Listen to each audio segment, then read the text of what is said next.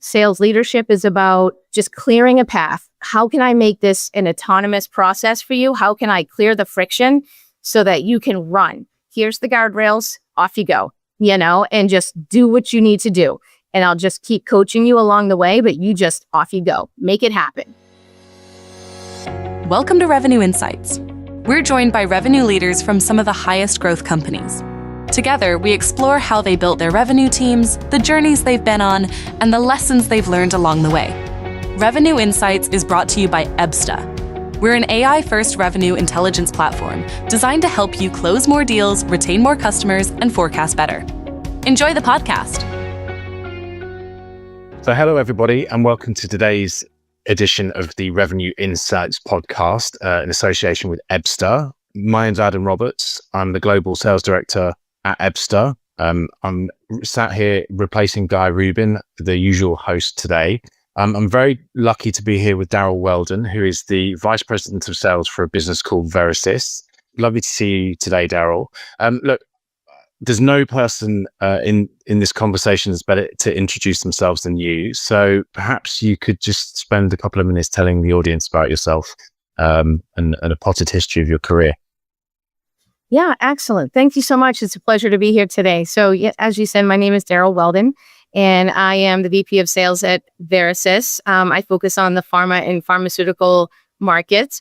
And let's see. So my career, I'm a clinician in physical therapy and practiced for a number of years before I moved into, I'll say, the dark side. At the time that I moved over to the sales arena, it was considered the dark side.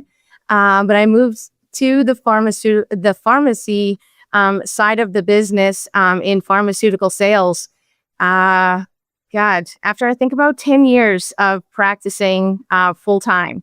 And, I was in pharmaceutical sales for, I think, 8 years. I moved up the ladder for, into, from being an individual contributor, sales trainer, and then went into management training, and then moved over to tech sales. And moved up the ladder, from BDR, AE, and then to having my own teams. And really in healthcare tech is where I found that's what I love to do. I've been in startups and I've been in large companies, but really my passion is in healthcare tech, really all tech that is improving patient care. So, that really is the trajectory of where I started and where I am now.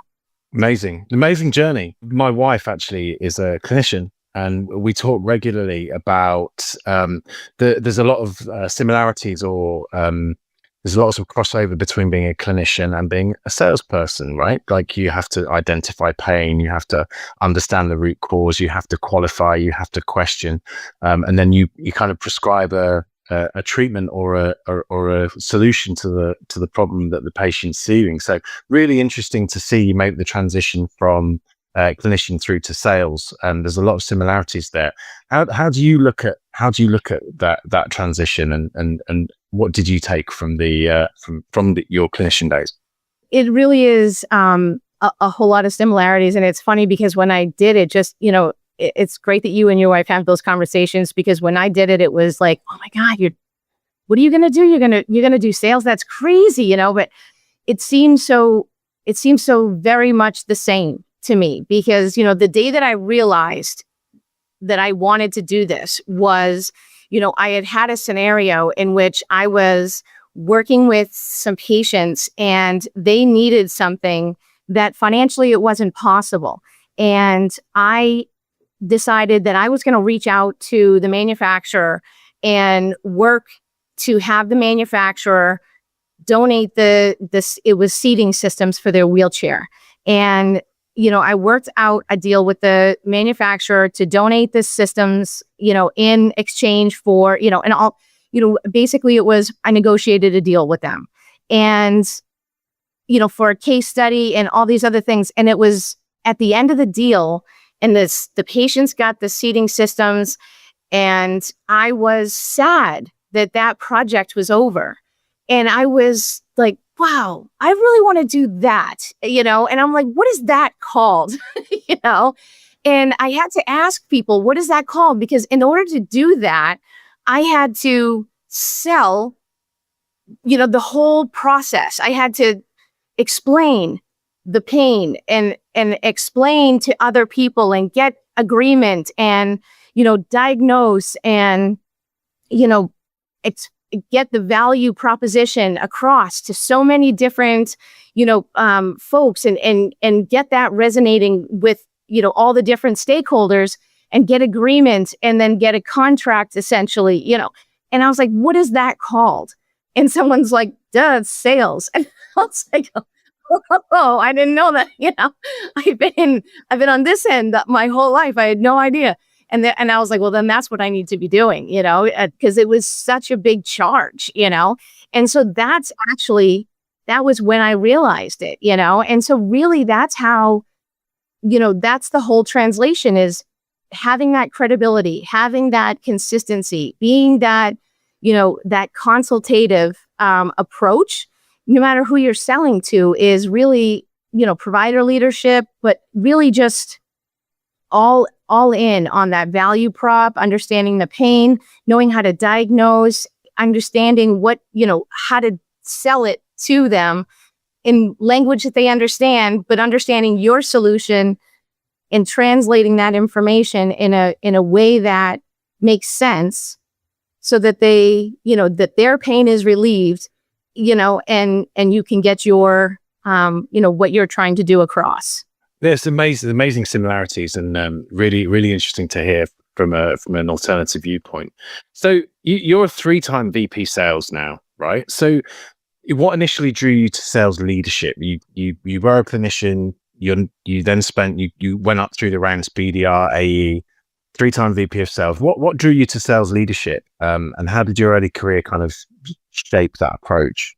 Yeah, no, that's a great question. And I'll tell you, my first, into sales, as I mentioned, was in pharmaceutical sales. And I was very, very fortunate that my first sales leader was a former teacher. And so he was phenomenal at, just obviously teaching. And I say, obviously, it's so important that you're constantly coaching, but doing it in a way that is empowering, that is autonomous, that is encouraging, that is, that is leading, not, in a condescending, not that is taking away, but that is pushing forward. And it really is so important. And that is what facilitated me wanting to move forward constantly. I'm a creative seller. I love to just come up with ideas and problem solve how to get something done.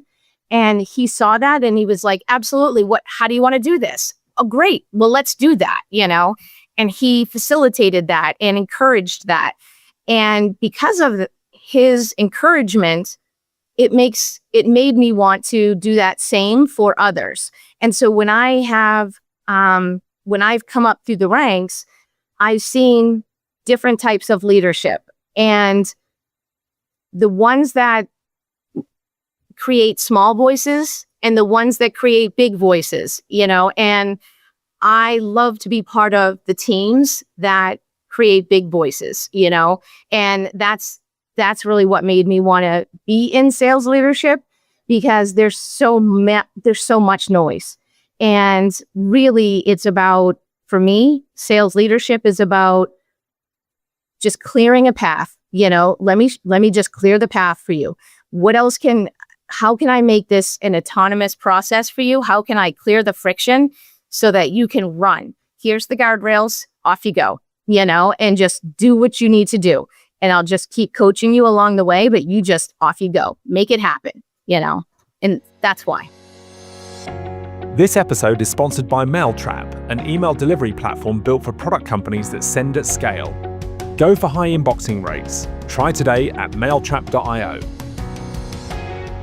Absolutely. I was having this conversation the other day, and everybody's, I think most people have experienced multiple styles of leadership and multiple types of leadership, and both good and bad.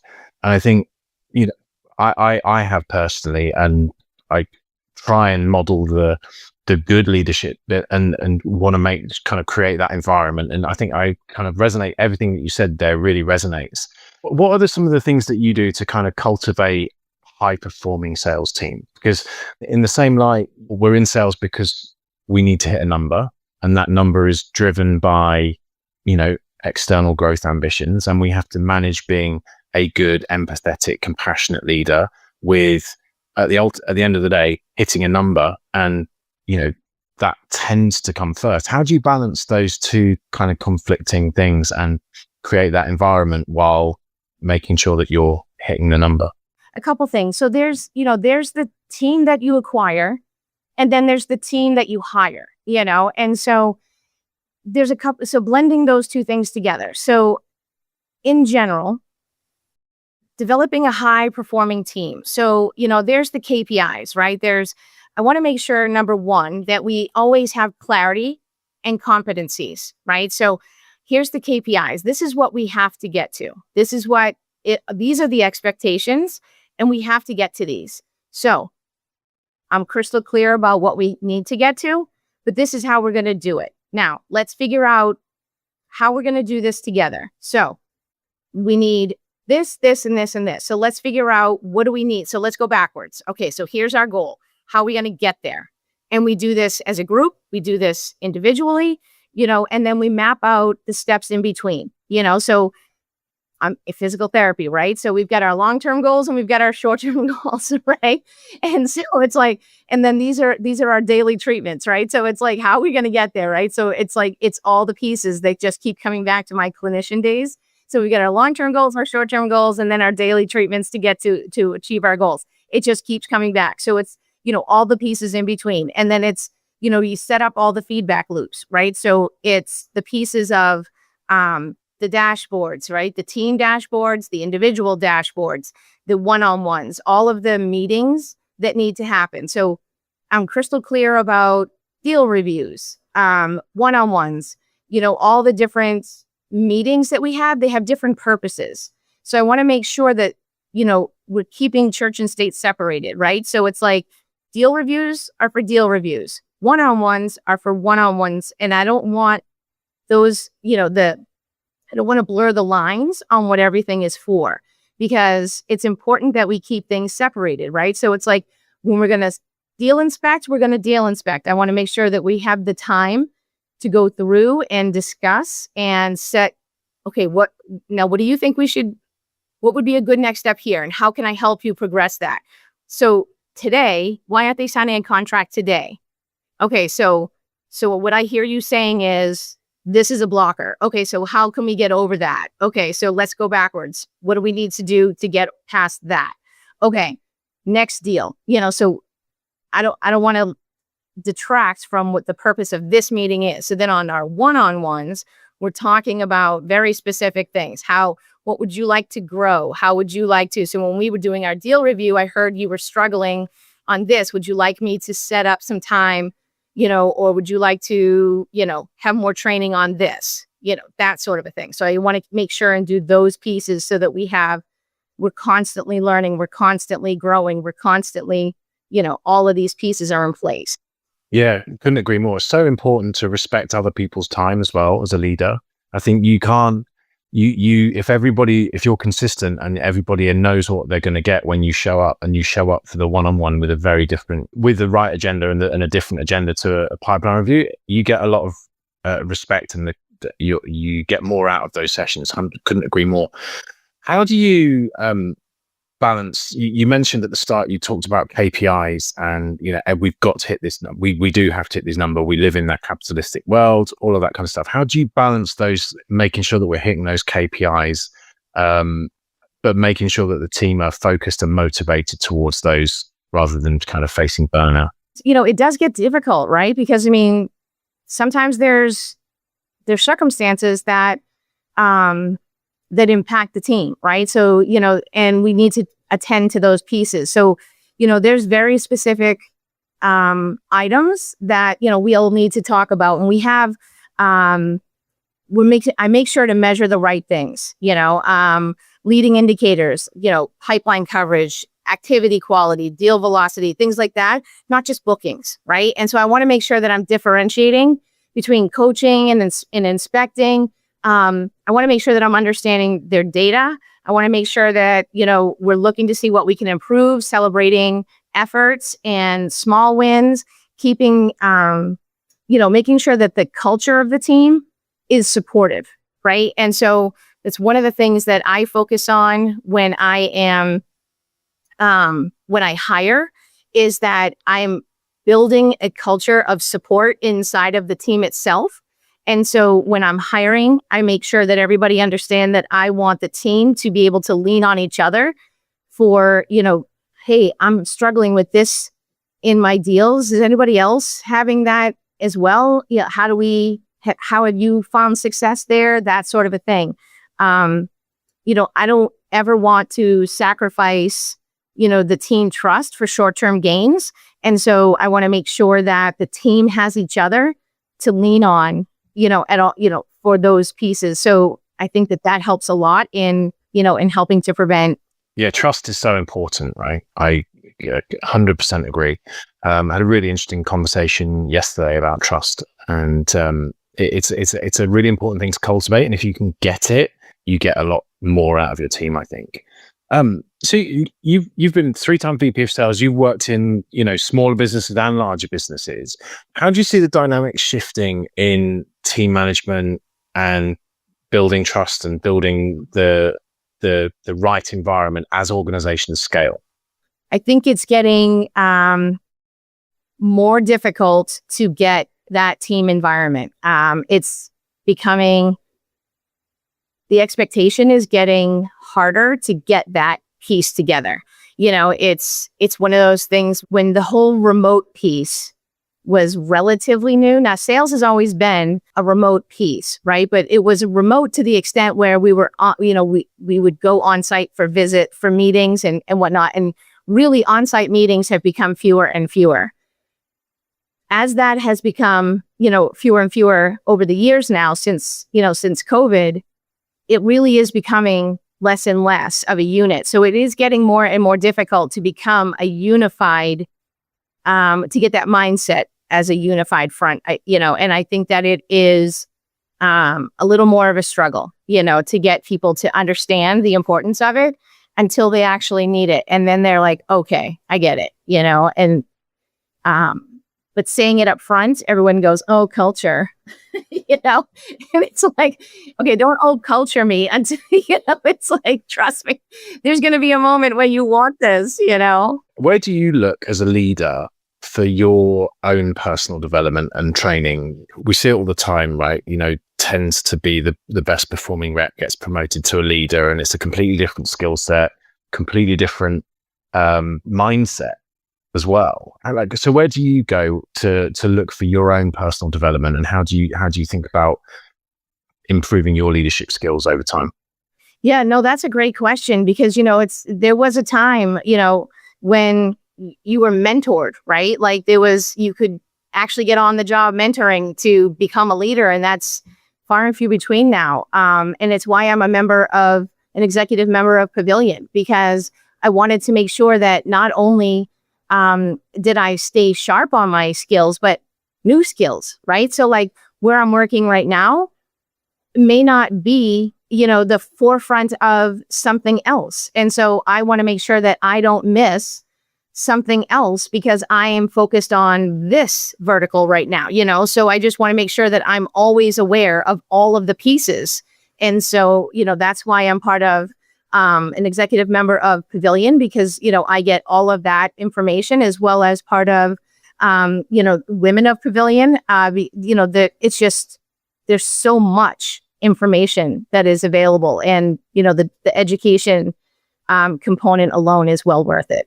Yeah. Pavilion's a great community. I'm also a member. Ebster very familiar. We run a benchmark report in conjunction with Pavilion that we publish every year. So absolutely great advice. I think for any listener, if you're not already a member of Pavilion, go check it out. It adds so much value to me and clearly to you as well, Daryl. We're going through transition at the moment, right? The world is changing. The world has changed, right? In a number of different ways. The last decade has all been about growth at all costs. We've had cheap money. Money was spent. You buying revenue today was valuable, whereas we kind of been through that era, and we now live in this era of profitable, efficient growth, where we need to make sure that we're being as efficient and as effective as possible. We've also got the advent of AI. How do you think about leadership and transitioning those challenges, and what are some of the things that you deploy? What are some of the tactics that you deploy every day to manage your teams through those changes? I know I hear a lot, oh, it's coming for your job. Here's the thing, that my thoughts on it. There's a change that happens. And I think that as an executive leader, I think one of the things that everybody needs to be aware of is the pieces that are changing in those that report to you. So you need to make sure that your skill sets are ready for how to coach, how to lead those that have new skill sets, right? So if you're not staying on top of what you need to stay on top of so that you know what's up, you're going to wake up and find yourself way behind all of a sudden. And so stay on top of your stuff. So there's that piece. The other piece is that I find is that, risk. So growth at all costs was one conversation. Growth is obviously back on the table, but also risk is the conversation now. So it used to be that, we were talking about ROI. We're now talking about risk. So in our messaging, we're talking about avoiding risk, So, I do that a lot now where I'm talking about risk mitigation, as opposed to more of an ROI, right? So there's that piece has now been incorporated in a lot of the conversations that I'm having because, people are doing more with less is a message that a lot of folks are having. And so in that, their why is still part of what they're constantly thinking of, but their why, they're still trying to achieve their why, but they're also still trying to stay, off the news for all the wrong reasons, And so that's really, making sure that you're hitting the risk, so make sure, and risk mitigation, that message hits all channels, right? So that is all levels of leadership. So, you don't have to worry about not being able to multi-thread on that level. You can get that across the board. And then I would also say, as far as your org design, cross-functional is definitely, it's on the 2025 bingo card. It's RevOps and, cross-functional. That is aligning all of, your go-to-market teams to be together is in the go-to-market messaging. I mean, that really is the way that things are going forward, is getting everybody singing from the same, hymnal, playing from the same playbook, whatever your phrase is, that's the way to go. Yeah, couldn't agree more. Like alignment is so key. You need your marketing messaging to be absolutely on point as your sales messaging is your implementation messaging and your customer success messaging. Everything needs to be joined and focused on the absolute value that you can deliver. So yeah, couldn't agree more. I think one of my own kind of thesis is that AI is going to be killer of the average. If you're B or C seller at this precise moment in time, the amount of efficiency that a top performer or someone's really mastered their craft is going to be provided. I can give my best reps, twice or three times the amount of leads because they can handle the workflows, the prep, the admin is reduced. All of the bits of the periphery can be taken care of by AI. I can funnel my leads to be a much smaller pool of reps. And I think what we will see over the next 3 to 5 years is much more efficiency. And I think that businesses that have their data in line are also gonna do really well. But there's a ton of great points there. You did talk about sales skill in there and particular coaching. Are there any frameworks that you use, or do you follow specific techniques that you use to kind of upskill your team?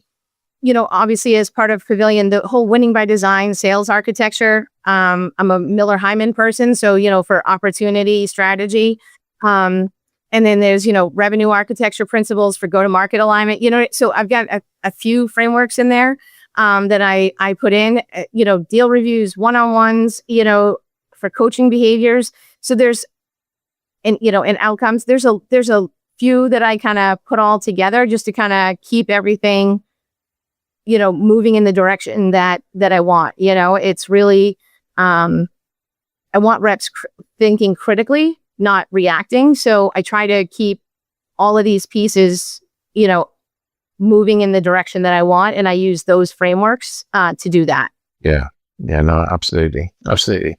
You've led numerous teams. If you had to summarize the number one lesson that you've learned about leadership that you wish you'd known when you started, what would that be? I thought that you had to know everything in order to be a leader. And as it turns out, you don't have to know everything. You just have to, you have to know how to ask the right questions. You have to be empathetic. Those are like the pieces. And you have to, support your team.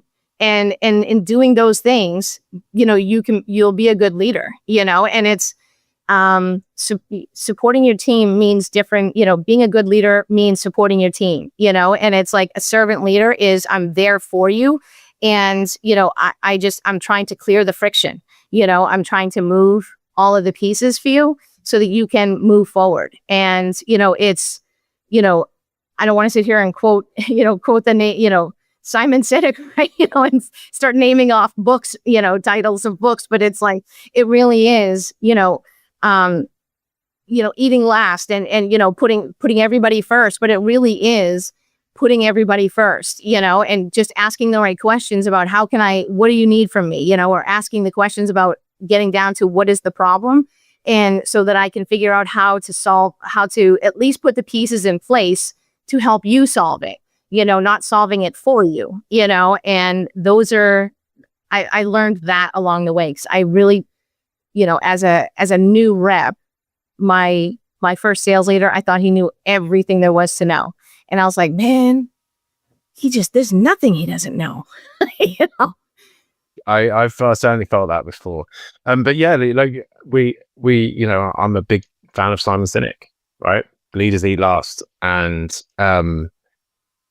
people, if you can build an environment of trust, as a seller, you're allowed to make mistakes. We need to own our mistakes. We need to own the fact that we're only going to win 1 in 5 times, 1 in 4 times if we're really good 1 in 3 times. We're going to take a lot of knockbacks, a lot of no's, and you need to be able to look in the mirror and evaluate that, and that's okay. And we need, we create that environment that you are supported and trusted, and it has a profound impact on teams. So I couldn't agree more. What do you think is the number one challenge for sales leaders over the next 3 to 5 years? I think figuring out how to make these adjustments, because I think that things are adjusting so fast that I think what's going to happen is there's going to be an inflection point of where they have sellers. I'm going to say old school, but it sounds rude, but I don't mean it rude, but it's like new sellers and old sellers, old school sellers at the same time on the same team. And, I think that's going to be a bit of a challenge, right? Because you're going to have those that are like, there's going to be almost like an inflection point. And I think there's going to be those that know stuff, that nobody else knows. And there's going to be that part where they know stuff, everyone is going to know things at different points, but it's going to have to do with AI, and it's going to have to do with technology and how we operationalize getting things done. And that's entirely different than a sales process. And because it's going to be the business of the operations as opposed to the sales process. And so I think that getting the sales executives, the sales leaders are going to have to figure out how to blend that change management smoothly. And, salespeople love change. They handle that very easily. They're usually so cool with it. So it's like, yeah. So, that I think is going to be interesting to see how that one comes together.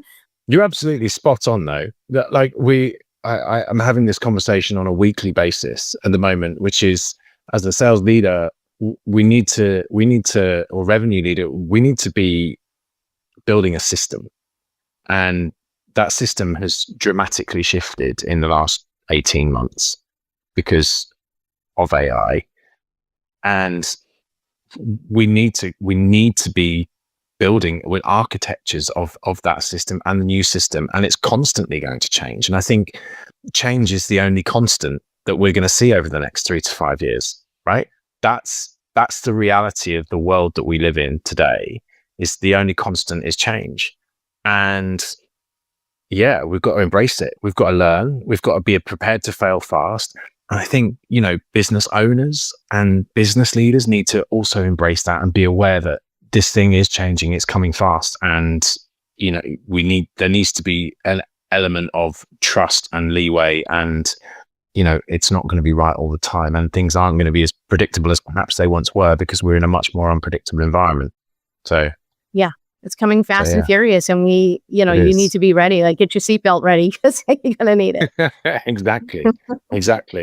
Look, I've had a really good conversation, Daryl. I really enjoyed it.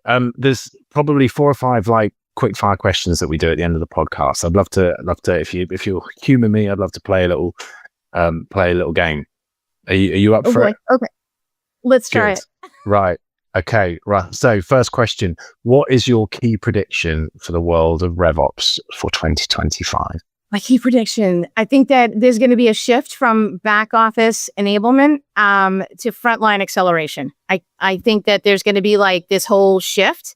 The tools that were once predictive are going to be driving seller behavior. Very, very insightful. What's the biggest trend in RevOps right now? Unifying revenue intelligence, like what I was talking about before, is bringing marketing, sales, customer success, bringing everyone together, single source. Yeah, agreed, 100%. What's the biggest misconception about RevOps, and how do you challenge that in your role? I think the biggest misconception is that it's just reporting, and the truth is that it's really a strategic lever. It's so much more. It's a lever that aligns the revenue teams. You're using it right, and that's the thing. And it's a constant struggle to get that. And I think the way to, my hot take, is to pull it out from being under sales and put it under a CEO or a COO, where it can be, I'm going to get all kinds of hate mail, I'm sure, but it's where it can be less reactive and more and not enabling, you know what I mean? So put it there. Really couldn't agree more. And for what it's worth, Ebster helps RevOps in many ways, but I think what a lot of companies struggle with is having all of their data in a single place, and therefore RevOps fall back on having to create reports and pull together reports because they don't have access to a single data source, because everybody's using 10, 15 different layers of tooling in their tech stack. And so they fall back on having to produce reporting because you don't have all the data that they need in one place. Whereas you're absolutely right. What it should be is that proactive. We've got the system in place. We know the data points. Let's help drive the outcomes that we need based on these revenue points. Let's have productive, meaningful conversations about that. Couldn't agree more. What's the mistake you see companies making in their revenue operations, and how can they avoid it? I think that they over-engineer. I think that simplicity is really simplicity is where it's at. If you have clear ownership in, and feedback loops, that's where you get your results. But I think that if you are over-engineering, you're making it harder than it needs to be. Absolute gold. Final question, we ask this with every guest, is what is your question for our next guest? I guess my next question would be, how are you preparing your revenue teams for for what's about to happen, to thrive in this AI enabled environment? Like, how big is your seatbelt? Yeah. Yeah. Very good. Very good. Well, look, Daryl, it's been absolutely fantastic to talk to you today. I hope our audience, whoever's listening, has got a ton of value from the conversation. I know I certainly did. Is there any parting pieces of wisdom or anything you'd like to share with the audience before we depart? I really appreciate the chat today. Thank you very much for inviting me. No problem. Well, hopefully our paths will cross at some point soon. For everybody listening, I hope you've had a great time. You've learned loads of stuff, and we look forward to seeing you on the next episode. Take care, everybody. Great. Thanks so much. Bye. Thanks for listening to Revenue Insights from EBSTA. If you want to learn more from some of the brightest minds on how to predictably and efficiently grow revenue, then subscribe to our newsletter. We'll deliver actionable insights straight to your inbox. Go to ebsta.com/newsletter. See you soon.